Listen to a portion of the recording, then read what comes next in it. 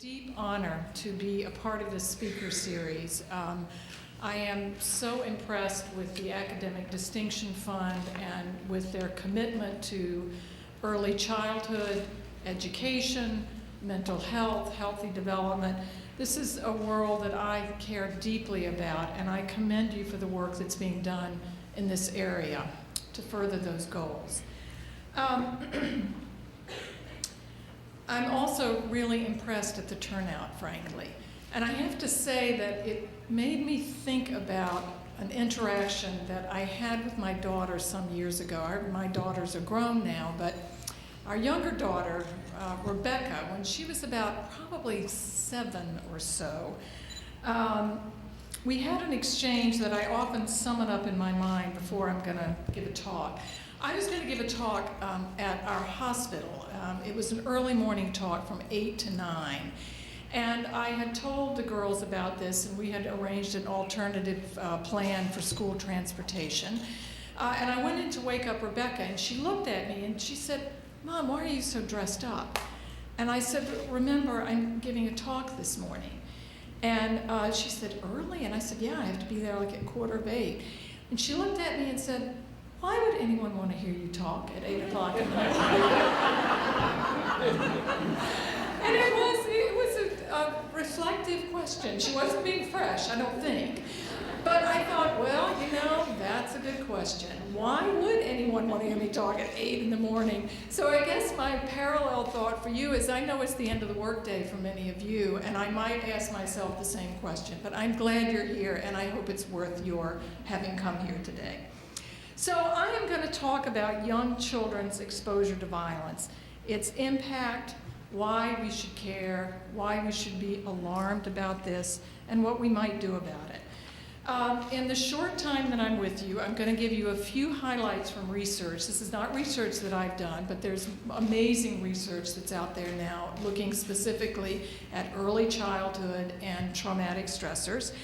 And then I'm also going to talk about what we have learned from the children that we've seen in our program. I'll give you a brief description of our program, the now hundreds of children that we've seen over the years. I want to briefly give a couple of definitions. When we talk about witnessing violence or exposure to violence, first of all, I am going to talk about children exposed to community and domestic violence. There are more kinds of violence out there. Many of you may immediately think about media violence, and that's something that's on everyone's minds. But my work and our program's work has been fairly specifically focused on kids who are affected by community and domestic violence.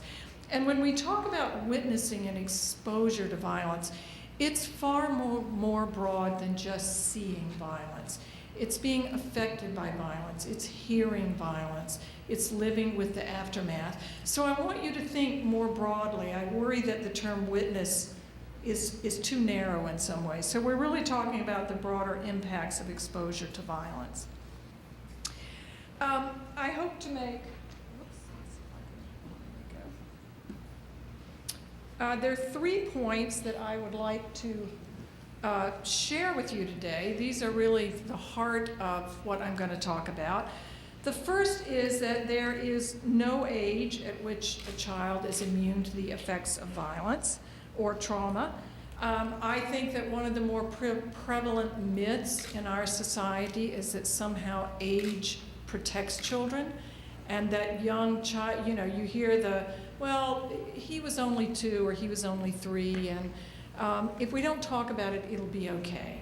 They're not really affected. Well, I see many of you shaking your heads, and I know those of you who teach and those of you who are parents, you know differently. And now, fortunately, the research tells us differently. So that's a myth. And that young children are generally more aware than we think. And then a second point, though, is that not all children are equally affected by violence or trauma. And I think that that's an important point to consider. That we know just by the numbers that there are a number of us in this room who've lived with violence perhaps in our childhood, maybe in our current lives.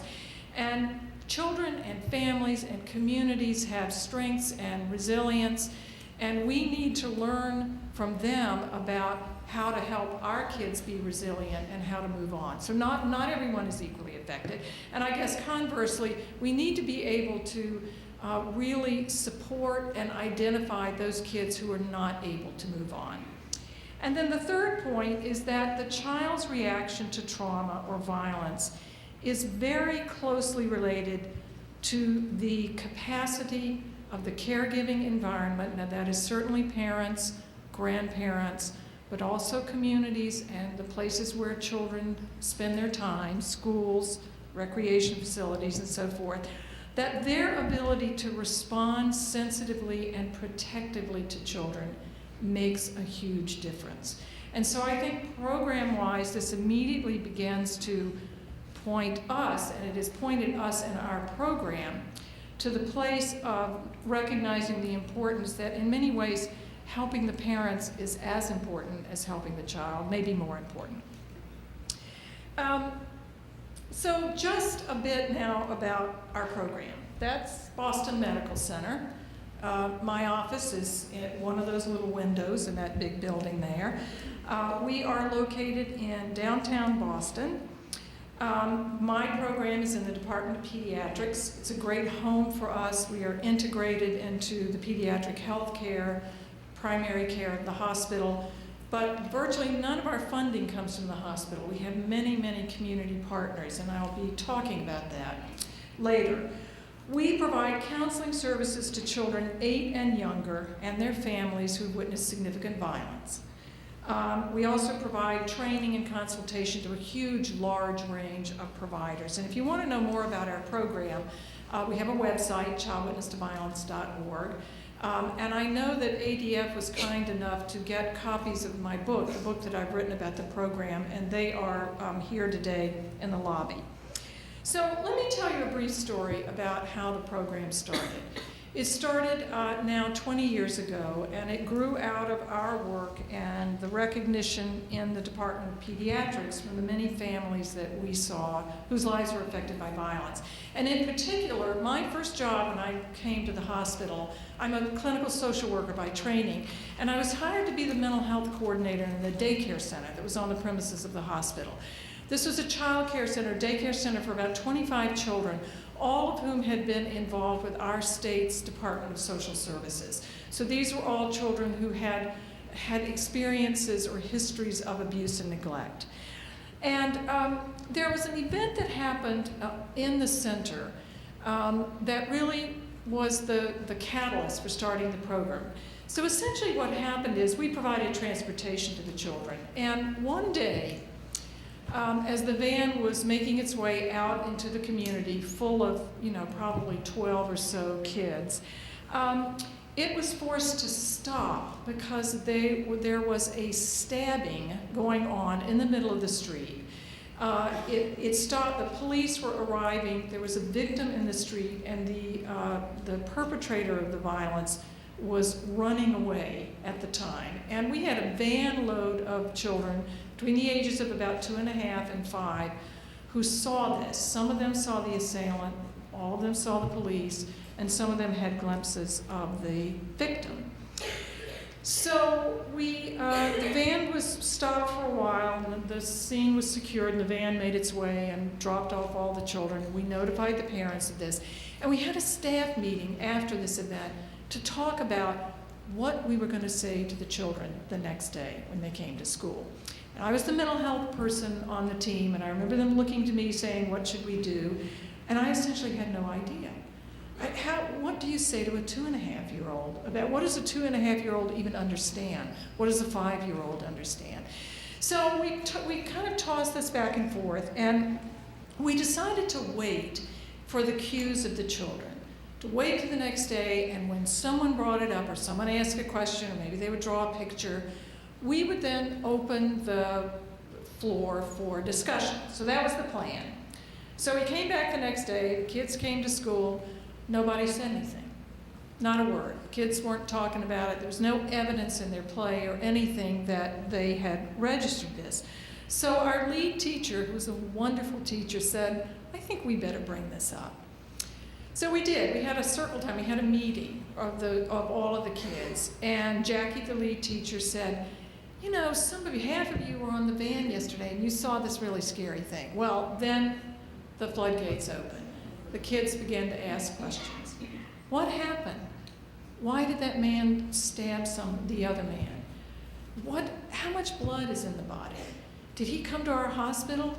Did he get sewed up? What does it mean to get sewn up? Where's the bad man? Did the police arrest the bad man? And then this got off onto this little tangent of conversation about, I saw a TV program where the bad man broke out of jail. So the questions came. And I declare that to this day, that story to me, what we heard the kids talk about, contains all of the important lessons that I've learned about how young children struggle with these issues. And if you think about it, and as I thought about it, there were kind of two main themes that bubble to the surface. So one is about the integrity of the body, if you will. What does it mean to lose blood? What does it mean to be sewn up? What does this mean to my body? So there are a lot of questions about that. And then there was this persistent theme of, am I safe? Are the police going to get the bad guy? Well, he could break out of jail. And then there were questions about, well, maybe that person who got stabbed did something wrong. So there were all these kind of wonderings about the motives of this.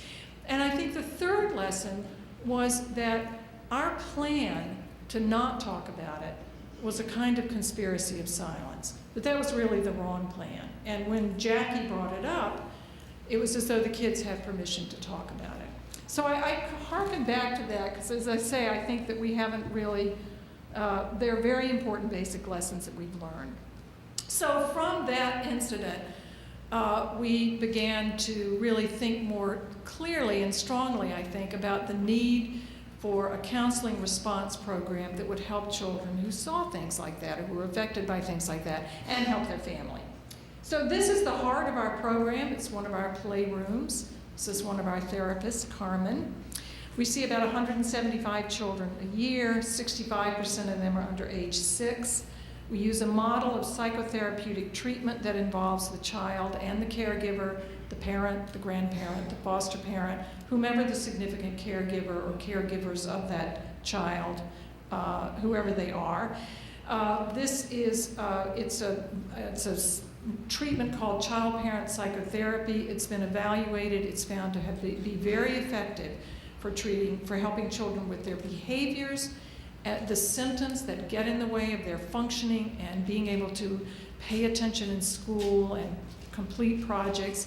And it also helps with their trauma symptoms. And very significantly, we have found that it helps the parents. Many of the parents that we see also have their histories of trauma and exposure to violence. And it helps them too. And they come away feeling a sense, I think, of more confidence about parenting. We get referrals from many of our community partners, from police. In fact, the first grant that we wrote, and I am so glad to see law enforcement here today, the first grant we wrote was a partnership with the Boston Police Department. So if you think about it, they're the first on the scene of most violent crime, whether it be domestic violence or community violence.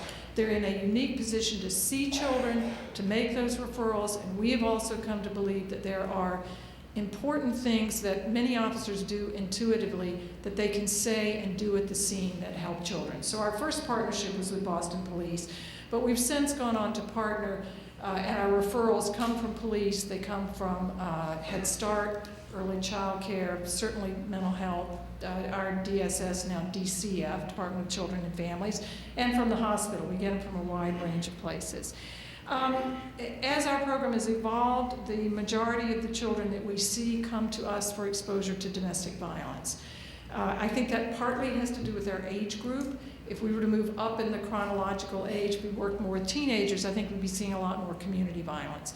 But if you think about very young children, they're a little less likely to see community violence. So that's the program. Now, I'm going to say a few things about what research has told us, and then I'm going to talk about what we know from children. First of all, in one study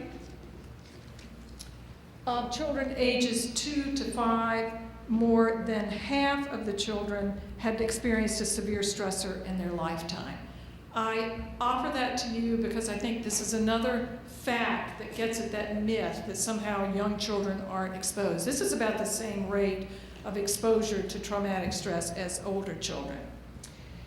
Then in another study that looked at, I think, 6 cities, this was using police response to domestic violence calls, they found that the majority of children seen at the scenes of the calls were exposed, and who were exposed to domestic violence were under the age of 8. And then finally, that in a national survey of the trauma histories of children ages 2 to 18 seen in mental health services, and this was a national survey, exposure to domestic violence was the second most frequently mentioned trauma. So when you take histories of children, you want to know the different events. Exposure to domestic violence was the second most frequent one. The first one was a traumatic loss of a parent. So that surprised me as much, domestic violence, even as we see that exposure to domestic violence is more frequently mentioned than child abuse, child sexual abuse, and various other traumatic experiences. And also that the age of first onset of the trauma. So the age the trauma first happened, the average age was age 5. So again, we're going back to early child. That's the average age. So we know that for children 16, 17, 18 seen in these clinics, their first experiences went all the way back to early childhood, which I think is another reason why it is so important that we think about identifying kids. Because if we can see them at ages 3, 4, and 5, we can do a lot, I think, to hopefully prevent them from needing to seek mental health services at age 16, 17, or 18. And then looking at trauma and very young children. So there's now research that shows that infants as young as 3 months of age may have traumatic stress responses following direct exposure to trauma, and that's generally child abuse. So even 3-month-olds show symptoms that are associated with traumatic stress. Another study, actually both of these next two that I'm quoting, have come from the pioneering research done by 2 child psychiatrists in your state at Tulane, Michael Skarenga and Charles Zena, who have looked extensively at post-traumatic stress disorder and trauma in very young children. So in their work, they found, again, that witnessing domestic violence was a stronger predictor of post-traumatic stress symptoms than direct abuse. And that's unique for young children. And this and all of their research has in fact led to a proposed new diagnosis in the mental health world of post-traumatic stress disorder in preschool children. And I think there are probably many different feelings in the room about diagnosis and how it happens and who gets diagnosed. I share those. But I think what's significant here is that it is a recognition, again, that even very young children can be deeply affected. So there are 2, I think, large bodies of research that have really revolutionized the field of early childhood mental health and our understanding of early childhood traumatic stress. And the first is the large body of research that's been done on brain development, particularly brain development in early childhood. And kind of briefly summarizing this, I think that the findings fall into 2 areas. One is the area that looks at the human stress response system and the ways, particularly for young children, that repeated exposure to violence or trauma may permanently alter the stress response system. And in essence, the way, and obviously you know by my introduction, I'm not a neurologist, and I always tread carefully into this because it's pretty complex research. But essentially, what happens is that children's stress response systems get set at an elevated level. So there are elevated levels of cortisol that are secreted, and it's like it's always turned on. And you know what that does to children. These are the children that are hyper, that are running around the classroom, that can't pay attention, they're impulsive, sometimes they have poor judgment. This is actually a physiological response. So that's one area. And then the second area is the research that's been done actually looking at, with CAT scans, looking at the structure of the brain. And there is convincing evidence that early trauma and early neglect actually changes the structure of the brain. And that the critical parts of the brain are smaller. There are very dramatic pictures that show that. Now, I will hasten to say, because again, the worry is people think, oh, it's all over by age 3. It's not all over by age 3. We are blessed with remarkably plastic, malleable brains. And there are ways that we compensate and we can make up. And one of the, if you look at kind of the large, what is it that helps children? It's reliable, good, nurturing care, and it's safety. So it's not all over by age 3. And then there's another huge set of studies called the Adverse Childhood Events Studies, or the ACE studies. And these were studies that were done on adults in California. They were part of the Kaiser Permanente health plan. I think it was like some huge number, like 17,000 adults. They looked at adults, they polled them and asked them to just list the number of adverse childhood experiences they had in their childhoods. They identified 7 of them. And they correlated these with health problems in adulthood. And basically what they found was that childhood adversity has lifelong health consequences. And I mean health consequences, not just emotional or mental health consequences. So you see here they've looked at obesity, heart disease, addiction. There's this huge long list of adult health problems that they have correlated with these experiences in early childhood. And the more adverse experiences in early childhood a person has, the greater the likelihood is that we pay the price in adulthood. So I think this, again, points us back to why it's so important to identify and intervene at an early age. Not only will we be healthier, but it will affect our national budget significantly. So in thinking about behavioral responses and symptoms, I'm just putting up a slide that shows you by count the most frequently reported symptoms found in our referrals. And these are specifically the referrals 6 and under. So if you think about chronic stress, trauma, and what this translates into behaviorally, these are the symptoms that parents report to us most frequently. Not surprisingly, aggression and temper tantrums are at the top of the list. This is the #1 referral complaint we have. So kids who are getting kicked out of preschool or pre-K because of their behavior. Many of them not because they're purposefully aggressive, but because they're either chronically afraid or they have the elevated stress response systems. So aggressive with peers, aggressive with adults, demanding and controlling behaviors. And then we have parents saying that they are playing out or talking about what has happened. So this kind of chronic thinking, turning it over, which for children gets displayed in play. Nightmares, sleep disruptions, and separation anxiety. So what do the children tell us about exposure to violence? Over the years, we have come to see very consistent clinical themes that emerge as children struggle to make meaning of violence in their lives. And one of the tools that we use to facilitate children being able to share their perspectives, to tell us what it means to them, and that, by the way, I think is one of the most important lessons that we've learned too, that we as adults may have our own opinions or ideas about what this is like for children. But at least in our work, it's really important that we understand it from the child's perspective, and that every child has a different perspective.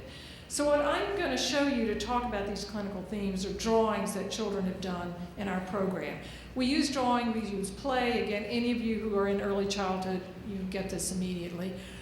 Children love to draw. They're very unself-conscious. I hate it when kids ask me to draw because as an adult, I have this script up here. I am a horrible drawer. So kids don't have that kind of self-consciousness. So I'll tell you the story behind the picture, and then I want to kind of associate it with the themes that we hear.